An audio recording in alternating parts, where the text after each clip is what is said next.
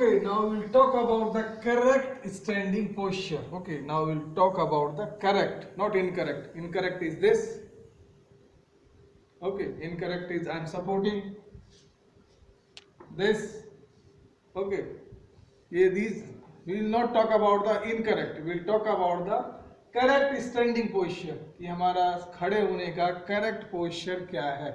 Okay, तो थोड़ा सा पहले definition को देखते हैं. Standing is a position in which the body held in upright position and supported by feet.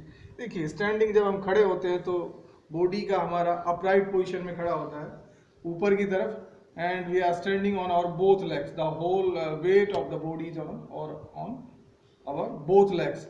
This is the standing posture. So correct क्या होगा standing posture में? सबसे first चीज क्या आएगी? Correct standing posture में feet apart about 8 to 12 inches. Feet apart about 8 to 12 inches. ये जो हमारे दोनों feet हैं, थोड़ा सा please focus downwards.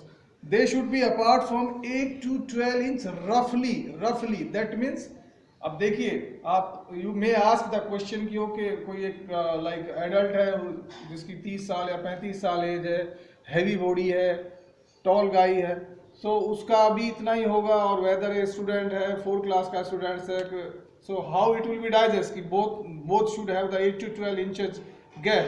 No. So roughly it's depend upon the width of our shoulder. तो जितना अपना शोल्डर का विड्थ होता है, या इसको मैं कैसे कहूँगा, लेंथ होती है, like that. So we will open our both the legs as पर आवर शोल्डर्स विड्थ. सो रफली it's like what we have calculated कि feet apart about 8 to 12 inches और एज पर individuals shoulder width. That is the first things about the feet. Second thing, feet should be parallel to each other. हमारे जो दोनों legs हैं they should parallel to each other. देखिए legs ये होगी, अब ये नहीं, अब मैं इसको ये this is not parallel.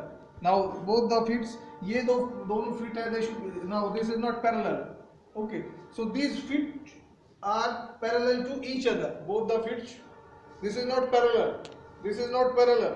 Both feet should be parallel to each other. इनमें थोड़ा सा एक एंगल रहेगा हल्का सा like that, and both these legs are to parallel to each other. We should not like standing on one legs, है ना? Okay. Feet balance evenly on both, like देखिए आप feet और legs में please do not confuse. Feet balance evenly on both feet. That means we have to stand on our both legs. We have to stand on our both feet. The weight should be equally distributed on our both legs evenly.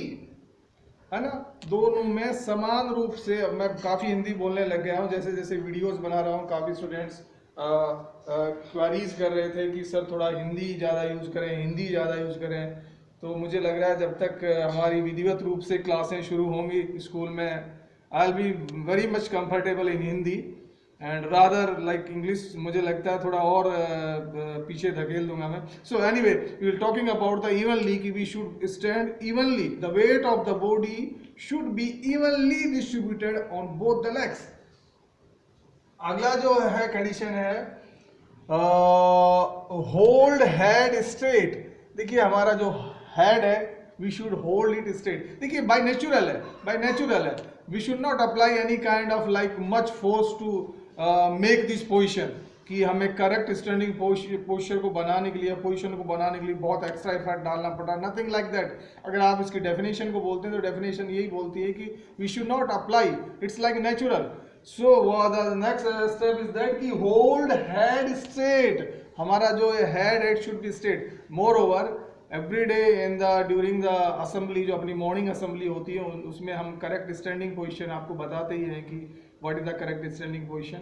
But because this is the topic for the 12th class, so it's my duty to tell as per the books. So we should hold our head straight, not like that, and we should look at our own height, है ना, वो ठीक है. So अपना ये जो sir है it should be straight, है ना. नेक्स्ट थिंग है chin parallel to floor. ये अपनी chin है. तो देखिए अगर when we will keep our head straight, chin automatically will be like parallel to the floor, या parallel to the ground, या parallel to where we are standing. but if we'll keep our heads not like parallel, it will keep like that. So chin, no, definitely, obviously chin will not be in the position of the parallel to the ground, parallel to the floor. So these are the some basic things. अब इस अगर like we'll follow all these, तो एक क्या position हमारी बनेगी, shoulder, हिप्स and knees will be in a straight line. We will follow all these things which are written here कि feet apart हो, feet should be parallel to each other, feet balanced evenly on both feet, hold head straight and chin parallel to floor. In that case, what will be the result? The shoulder, hips and knees will be in a straight line. या मैं इसको और थोड़ा सा basically एक अच्छी definition में अगर आपको बताऊं, so what will happen? Ear, shoulder, hips, knees and ankle all will be centered along an imaginary line. अगर हम एक साइड से व्यू देखेंगे, if you like look towards a side view अगर हम अपनी बॉडी का लेते हैं, तो what will happen? हमारे ear, shoulder, hips, knees, ankle all will be centered along an imaginary line. Also उसको हम क्या कह सकते हैं कि center of gravity, अगर आप you must have read it और पढ़ा होगा आपने कि centre of gravity should be at centre of feet. जो हमारी बॉडी का something known as centre of gravity, वो centre of gravity where it will fall, the centre of gravity will be fall at centre of fit.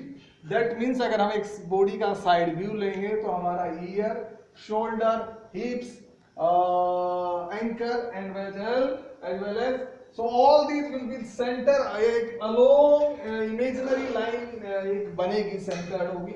So this is the correct standing position.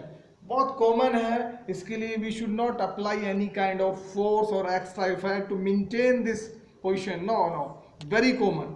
हम तो incorrect position को बनाने के लिए effort डालते हैं. अब मैं इनकरेक्ट पोजीशन में तो I am putting effort, I am applying effort, whereas just to maintain the correct standing position we should not apply any kind of force, only we have to just know.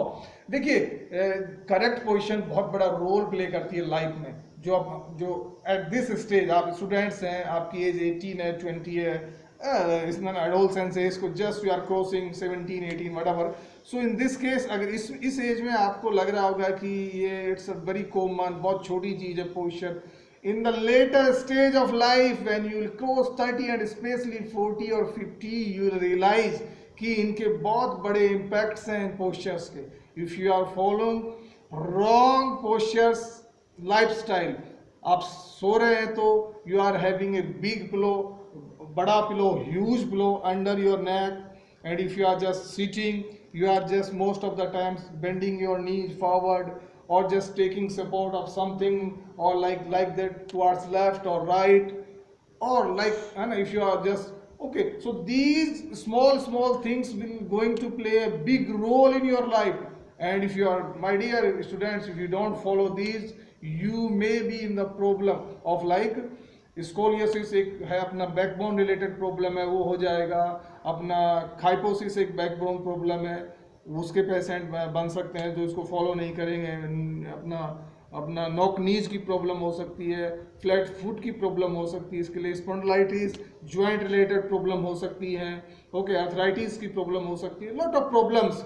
बहुत छोटी चीज़ लग रही है, but in the later stage of life इनके लोग victim बन जाते हैं, पेशेंट बन जाते हैं. Then they are moving towards the doctor, paying big fees, and then what the doctors are telling them, they are obeying very well because they have reason, because they have paid the big amount of fees, and they definitely follow. वही चीज़ें doctor उनको suggest करते हैं जो अब मैं बता रहा हूँ कि भाई please do not apply big pillow under when you are sleeping. छोटा पिलो यूज करें. व्हेन यू आर सिटिंग, ठीक से बैठें, अपना हेड स्ट्रेट करें. When you are walking, walk on both legs, खड़े रह रहे तो वेट दोनों लेग्स पे रहें. सो दैट टाइम वो छोटी चीज़ें peoples are listening very well, very carefully and even following them, but it will be too late at that stage. So posture is plays very big role. So I hope it is clear कि what is correct standing posture.